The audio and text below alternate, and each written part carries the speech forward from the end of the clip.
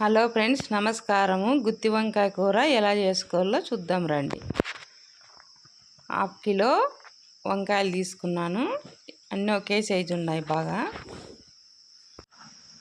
1 spoon ధనియాలు, లవంగాలు 2, చెక్క, గసాలు,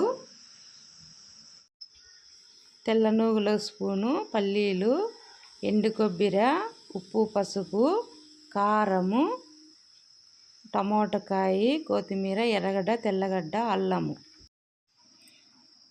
తెల్ల నువ్వులు, ధనియాలు, చెక్క, లవంగాలు అన్నీ వేపుకొని కొద్దిగా మిక్సీ పట్టుకున్నాం.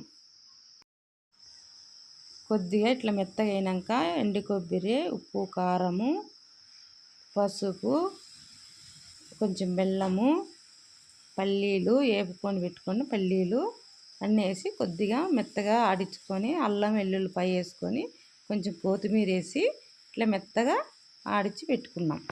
పెట్టుకునే మసాలా అంతా ఇట్లా వంకాయలకి ఇట్లా మధ్యలోకి పెట్టేసుకున్నాం.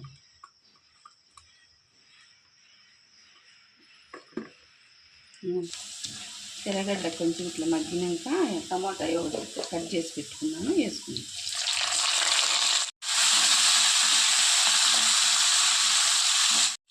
కొద్దిగా ఇట్లా మగ్గించుకొని మగ్గిన తర్వాత వంకాయ వేసేస్తున్నాం.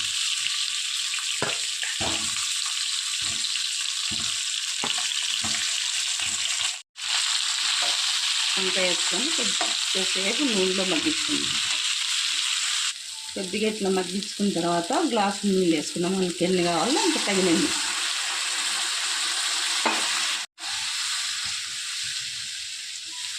ఒక 5 నిమిషాలు ఉడికించుకున్నాం. గుత్తి వంకాయ కూర రెడీ అయింది. అన్నంలోకి, చపాతీలోకి, రొట్టెలోకి అన్నిటిలోకి బాగుంటుంది. నచ్చితే ఒక లైక్ చేయండి.